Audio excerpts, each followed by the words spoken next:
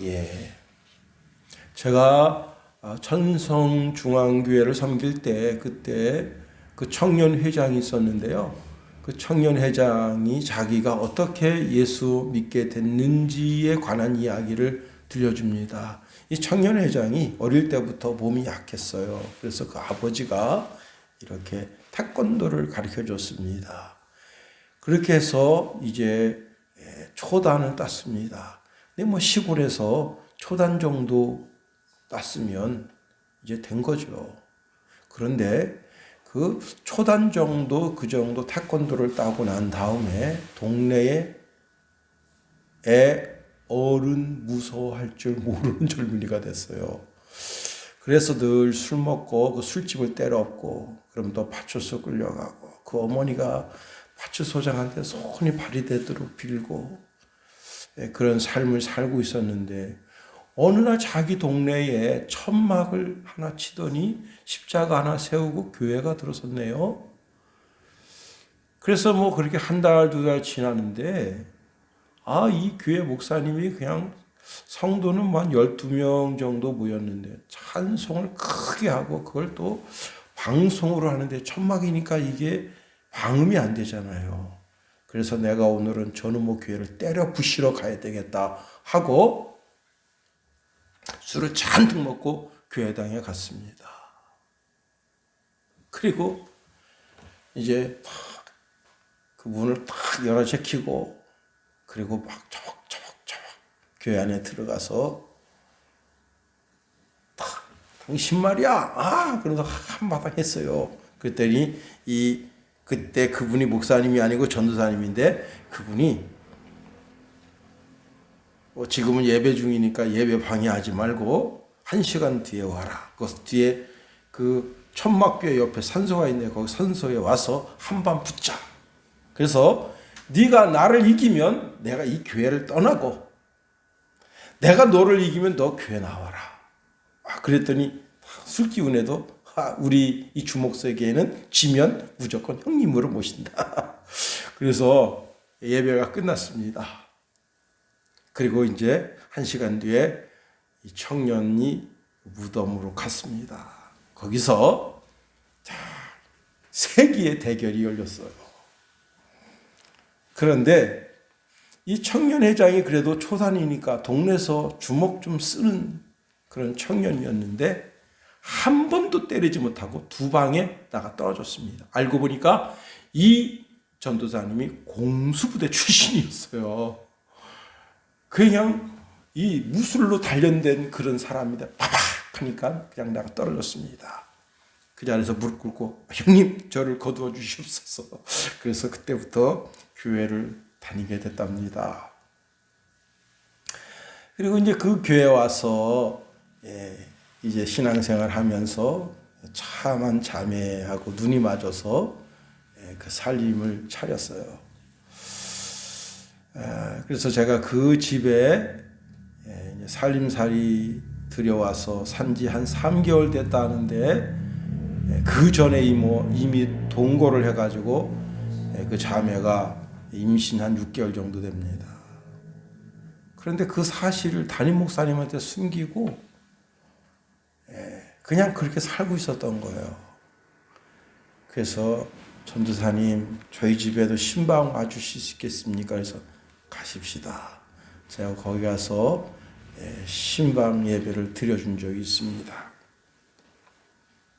사람은요, 저마다 다 이렇게 저렇게 신앙생활하게 된 계기가 있어요. 동기가 있다고요.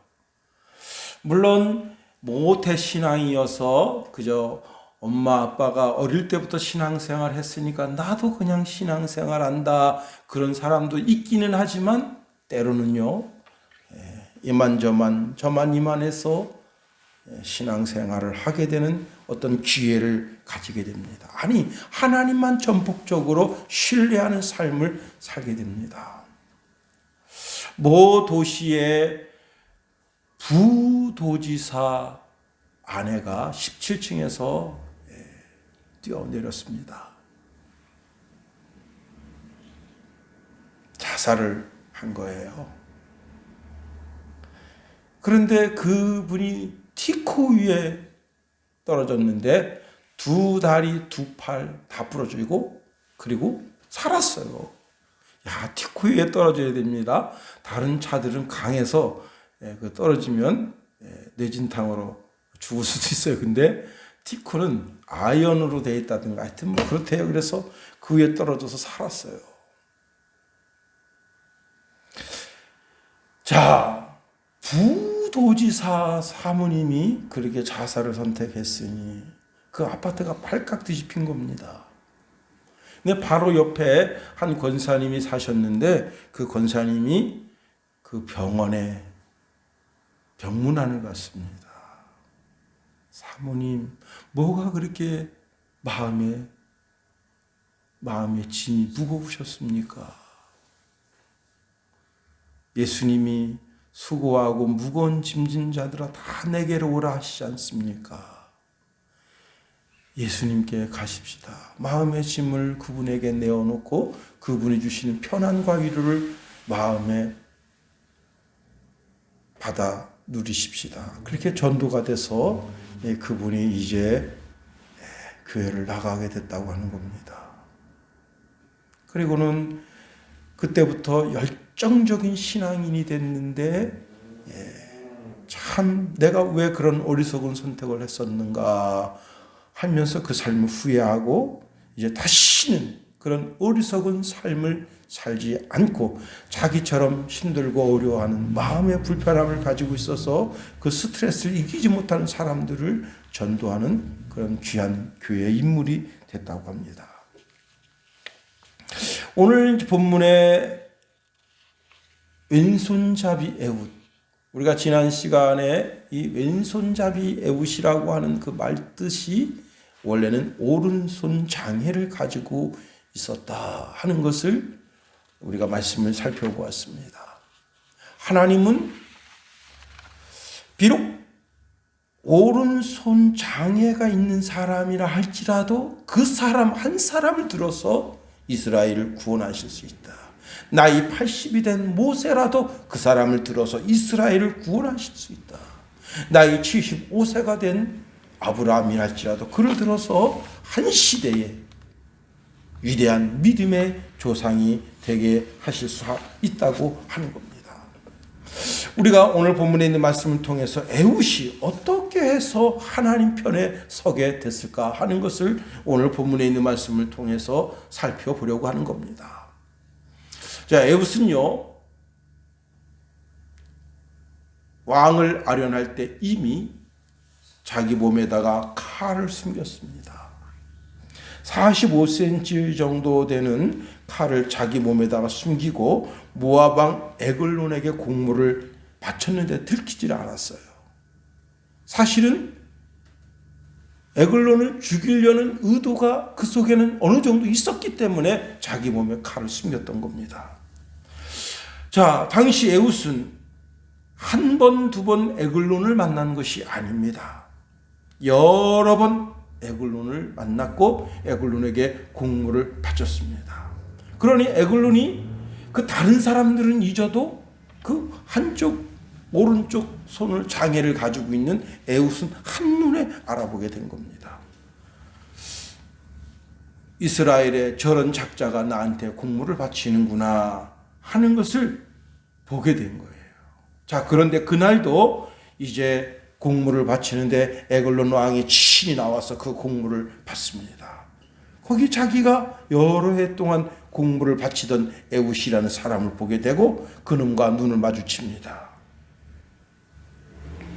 자, 그리고는 다른 모든 사람과 함께 다 같이 이제 이스라엘 진영으로 돌아가는데 오는 길 다르고 가는 길 다르게 간 거예요.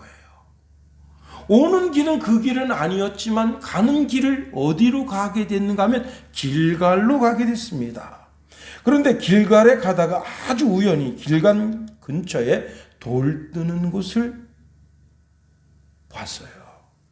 오늘 본문에 돌 뜨는 곳이라고 되어 있지만은요, 원래 히브리 원어로 보면 색이다라는 뜻입니다. 색이다. 예, 이 색이다라고 하는 단어를 학자들이 저마다 해석을 해놨는데 첫 번째는요, 돌 뜨는 곳이다. 그야말로 채석장이다. 그런 뜻을 가지고 해석을 놓으신 분이 있습니다. 두 번째는요, 이곳은 이스라엘의 요단강을 건너 가나안 땅에 들어올 때 하나님의 능력으로 그 강을 건넜으므로 그것을 기념해서 여호수아가 거기에 기념비를 세운 바로 그곳이다. 그렇게 해석해 놓은 뜻이 있습니다. 세 번째는요, 무슨 뜻인가 하면 돌 뜨는 곳이라고 하는 단어가 기본적으로 색이다라는 뜻을 가지고 있다고 제가 말씀드렸어요. 그럼 뭘 새겼냐 말이에요. 돌에다가 우상을 새긴 거예요. 그래가지고 그걸 우상을 좋아하는 이방인들에게 팔아먹고 그것으로 살고 있었다. 누가? 이스라엘 백성들이. 예.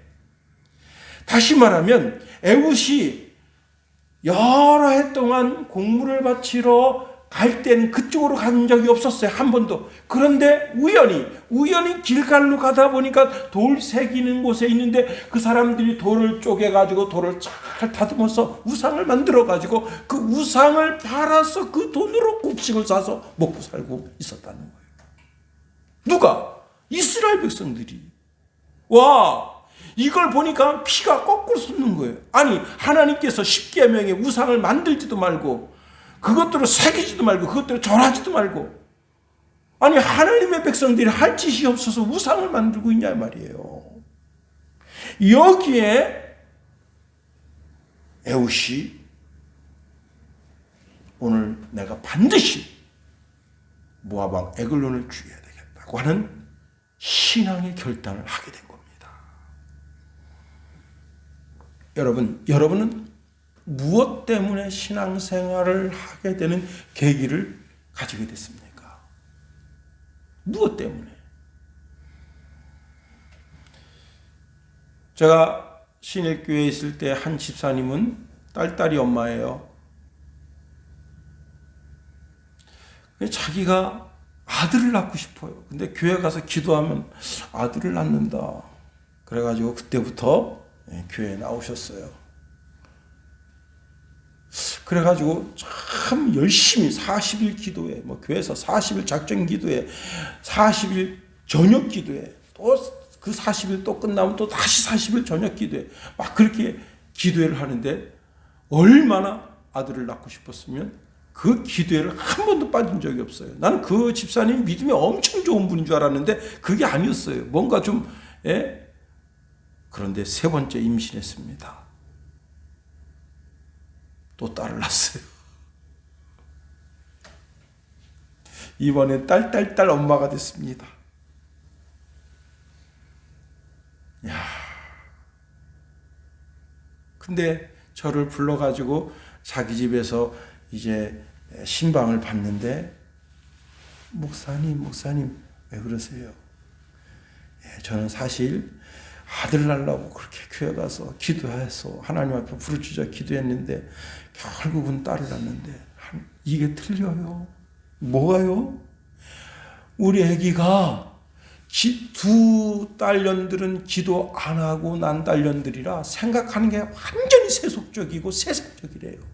그런데 얘는 뭘 해도 다 하나님 안에서, 예수님 안에서 생각한대요. 그리고 이 두 딸년들은 공부 가르친다고 어마어마하게 돈을 투자했는데 그래도 항상 중간이에요. 근데 얘는 딸 낳아가지고 너무 속상해서 아무것도 안 가르쳤어요.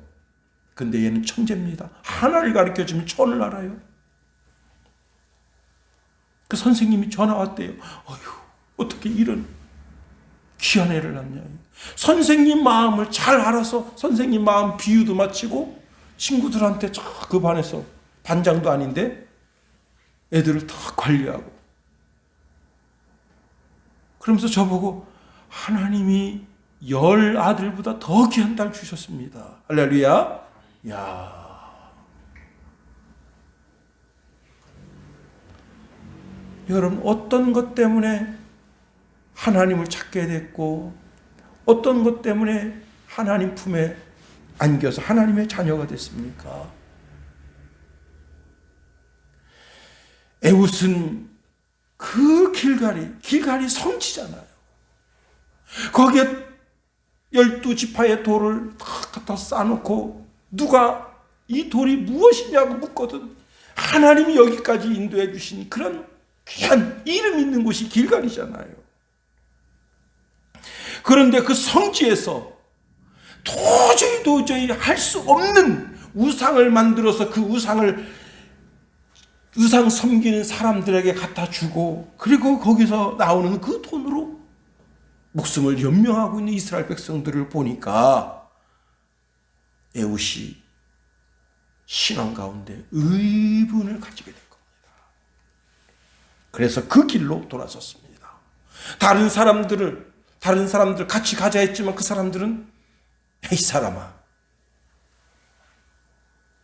거기 괜히 갔다간 자네도 죽고 나도 죽고 다 죽네. 그러나 에웃은 그 자리에서 돌이켜서서 모압 왕 에글론에게 갑니다. 그리고는 마치 아주 은밀한 이야기를 자기가 담고 있는 것처럼 왕에게 가서 왕이여 내가 은밀한 일을 왕에게 아뢰려 하나이다 했더니 왕이 신하들에게 조용히 하라. 그리고는 그들을 다 내쫓았습니다. 왜 내쫓은 거예요? 아우 저 장애인인 저 에웃이 나를 해할 수 있겠나 말이야. 응? 만일 정상적인 사람이 거기 갔었으면 어떻게 했겠습니까? 아니 저처럼 신체 건장하고 힘 좀 쓸만한 사람이 딱 갔어 보세요. 그러면 경호원들이 탁 붙어가지고 씨알도 안 먹혔을 거예요. 그러나 그가 장애를 가지고 있기 때문에 그 장애가 있다고 하는 그 이유 때문에 에글론 왕에게 들어갈 수 있었습니다. 그렇습니다.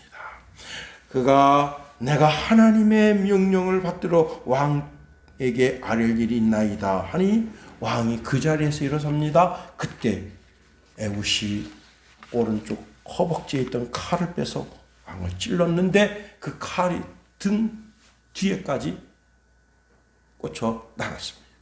그리고 에글론은 운명을 다했습니다. 여러분, 나의 약점이 강점이 된 거예요. 세상 모든 사람들이 볼 때 에웃은 오른손을 쓰지 못해서 하나님께로부터 저주받은 것처럼 여겨졌는데 그것 때문에 하나님이 그를 들어 쓰신 거예요. 하나님은 하나님의 방법을 가지고 계십니다. 여러분의 약점이 무엇입니까? 그 약점 때문에 오히려 하나님 앞에 붙잡힐 수가 있어요. 멕시코에 한 아이가 자폐증 증상이 있어서 어린이집에서 쫓겨났습니다. 애가 항상 멍하니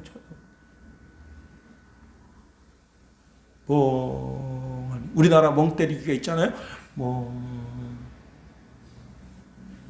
그래서 선생님이 부모를 불러서 얘는 도저히 안 됩니다. 얘는 못 가르치겠어요. 그래서 얘를 쫓아냈어요. 이 부모가 하도 속상해가지고 이 애를 집에 데리고 와서 도대체 어떤 마음의 병이 있어서 애가 이렇게 자꾸 멍 때리기를 하는가 하고 정신과 의사 선생님 여러 선생님 만났는데 얘한테서 새로운 걸 발견하게 됐습니다. 얘가 다른 애들하고 틀려요.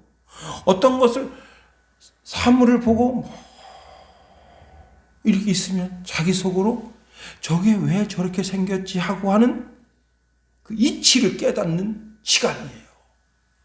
그래가지고 그 의사 선생님들이 얘는 보통 애하고 틀립니다. IQ 테스트를 했더니 162가 나왔습니다. 지금 8살짜리예요. 8살짜리가 2개의 대학에서 멕시코의 최고 대학 2개의 대학에서 한쪽 대학에서는 수학, 한쪽은 이제 우주공학 이런 쪽으로 지금 공부를 하고 있는데요. 더 기가 막힌 것은 그 수학을 가르치는 교수님이 인터뷰를 했는데 이 아이는 자기가 모르는 걸 이야기하고 있다는 거예요. 교수가 모르는 걸. 여러분, 수학을 그 천재대학교에서 가르치려면 그 교수는 어떤 머리여야 되겠어요? 천재해야지. 근데 그 교수가 이 아이는 내가 모르는 걸 이야기하고 있다는 거예요. 알아들을 수 없는 거를. 그런데 자기가 이제 다른 교수들하고, 여러 교수들하고 그 이야기를 하면 그 아이가 말한 이치, 원리가 맞다는 거예요. 아인슈타인이 160인데 그 아인슈타인보다 2가 더 높습니다. 162. 여러분, 많은 사람들은 그 아이가 자폐증 환자니 어쩌니 그의 약점을 보고 그를 단정했지만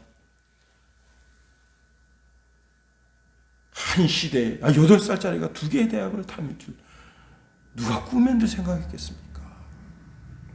여러분, 하나님은 우리의 약점을 알고 계셔요. 그 약점을 보완해 주시기를 원하십니다. 성령이 임할 때 그 약점이 강점이 되고 그 약점이 강하게 쓰임받는 사람이 될 수 있는 거예요. 그렇습니다. 저는 설교 준비할 때요, 참 제가 계속 기도하면서 설교 준비를 합니다. 하나님, 오늘 새벽에도 새벽 예배 마치고 와서 제가 오늘 이제 주일 오후 설교를 준비했는데요. 하나님, 제가 머리가 나쁜 걸 아시잖아요. 회전이 약한 걸 아시잖아요. 하나님, 저에게 지혜를 주십시오. 그래가지고 제가 새벽 예배 갔다 와서 이제 말씀을 묵상하는데 하나님께서 탁탁탁 지혜를 주십니다. 그래서 핸드폰을 딱 꺼내가지고 노트에다가 육성으로 메시지를 적었어요. 이렇게 저렇게 해서 아웃라인 딱 잡고 오전에 2시간 설교 준비하고 시골집 가서 감자 심고 그리고 와서 다시 설교를 마무리했습니다. 참 감사하잖아요. 나의 약점, 나의 약한 것을 아시는 주, 그분이 나의 강점이 되어주신다. 나의 약점을 보완해 주신다. 자, 하여튼지 간에 에웃은 그로 인해서 나라를 새롭게 합니다. 자, 에웃이 왕의 밀실에서 에글론을 죽였습니다. 그리고 다락문을 잠그고 현관을 빠져나왔습니다. 신하들이 묻습니다. 다 끝났어? 예, 다 끝났습니다. 안녕히들 계시오. 그리고 그 궁궐을 빠져나서 쏜살같이 달려갑니다. 자, 경원들이 문을 두들기니까 아무 소리가 없어요. 오늘 성경에는 뭐라고 말하고 있는가 하면 왕이 분명히 서늘한 방에서 그의 발을 가리우신다 했습니다.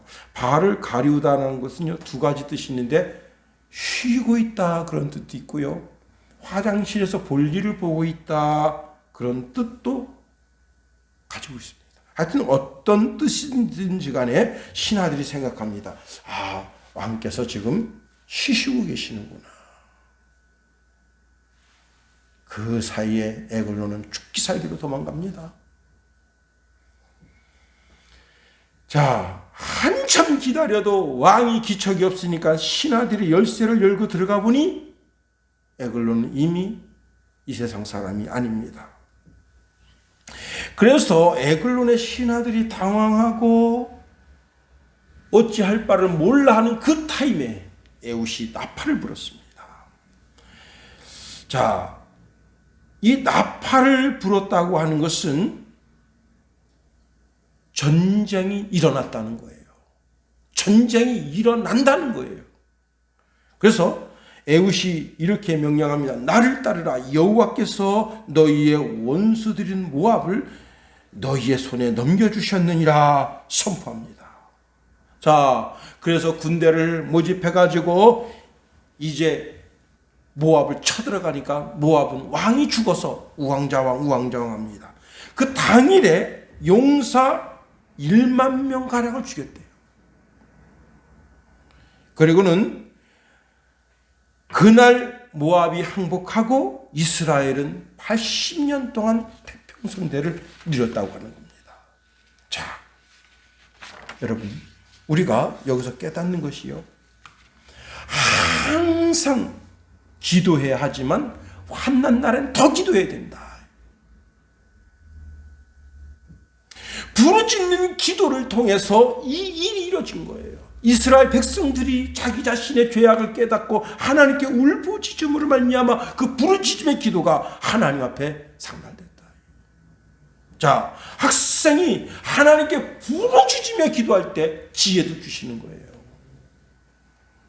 사업이 안 되는 사람도 주의 전에 나와서 사력을 다해서 하나님께 부르짖으면서 하나님 내 길을 열어주시옵소서 할 때 하나님 그 길을 여시는 거예요. 자녀들이 벼랑 끝으로 떨어지고 희망이 없어 보이고 도저히 자기 가정이나 자기 남편이나 자기 아내나 그 어떤 곳에 서서 희망을 찾아볼 수 없을 때 그때 하나님 내 문제를 하나님께 내어놓습니다. 시편 34편 6절에 보니까 이 곤고한 자가 부르짖음에 여호와께서 들으시고 그의 모든 환난에서 구원하셨도다. 시편 120편 1절에 보니까 내가 환난 중에 여호와께 부르짖었더니 내게 응답하셨도다 말씀했습니다. 자, 야곱이 삼촌 라반의 집에서 거부가 돼가지고 지금 부엘세바를 향하여 오고 있습니다.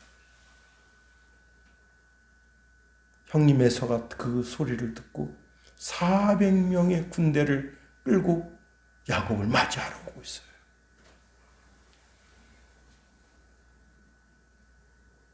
기가 막힙니다. 하루하루 피가 말라요. 1분 1초 피가 말라요. 저기서 누가 말 타고 탁탁탁탁 오는 것만 봐도 피가 말라요. 그거 어떻게 해결하겠어요? 내가 해결할 만한 능력이 있습니까? 야곱 맞닥뜨리면 다 죽어요. 내 아내, 내 12아들 다 죽어요. 내 종들 다 죽어요. 나도 죽어요. 그렇게 죽었다고 해서 누가 어디 가서 야곱이 너무 억울하게 죽었다고 야곱의 원한을 풀어줘야 된다고 말할 사람도 없습니다. 왜? 에서가 모든 걸 다 주고 있는 거예요. 에서의 군대에 400명의 군대에 맞설 사람이 아무도 없습니다. 그런데 야곱이 어떻게 했어요? 야곱은 하나님께 부르짖어 기도했습니다.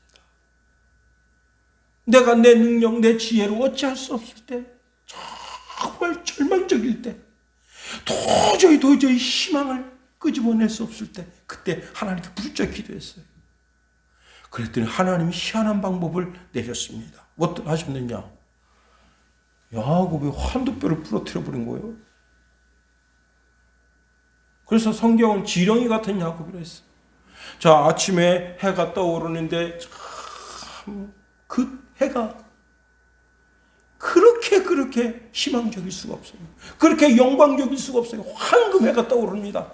그런데 그 황금해 속에서 저기서 어떤 거지 같은 놈 한 놈이 오고 있어요. 에서가 당당한 야곱, 이 새끼 내가 오늘 반드시 목을 쳐서 내 그동안의 한을 풀어야 되겠다. 그리고는 말을 턱턱턱턱턱턱 400명이 그냥 턱턱턱턱 야곱을 찾으려고 딱 오는데 저기서 이러고 오고 있어. 그래서 가까이 가서 보니까 에서가 거기 보니까 자기 얼굴이 거기 있는 거예요.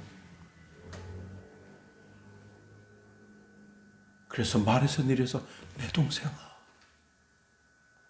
여러분, 분노의 마음이 싹 사라지고 그 마음에 긍휼의 마음이 싹 통하게 누가 하신 거예요? 하나님. 만약 야곱이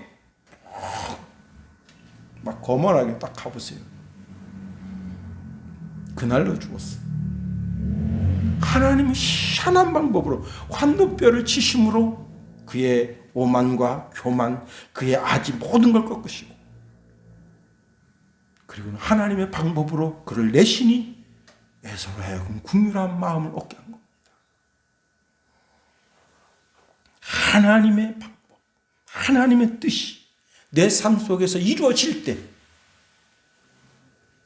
나의 연약함, 나의 부족함, 나의 장애, 사람들은 손가락질하는 그 모습이라 할지라도 하나님께서 그 모습을 들어 쓰신다. 저는 시골의 이장님, 지금 이장님 이름을 이제 말씀드리는 그런데요, 참 그분을 참 존경하고 사랑합니다. 얼마나 멋져요. 그분도 장애가 있으신데 교회에 안수 집사님이시고, 그리고 이장으로서 한 동네를 이끌어가는데, 야, 누가 아닙니다. 근데 하나님이 그를 만드시, 예수 정신을 그 속에 넣어주시고 멋지게 만들었어. 참 우리 어머니가 늘 오시잖아요. 같은 옷이어서 마음 우태하시잖아요. 이제 말씀을 마칩니다. 에웃은 분명 장애를 가진 사람이었습니다. 아니 어떻게 그런 사람을 통해서? 아닙니다. 하나님은 그런 사람을 통해서도 그를 통해 이스라엘을 구원하시고, 이스라엘을 그 장애인이 구원한 그 나라로 80년 동안 태평성대를 누리게 하셨다. 하나님이 하시면 하신다 하는 겁니다. 주기도문 하겠어요.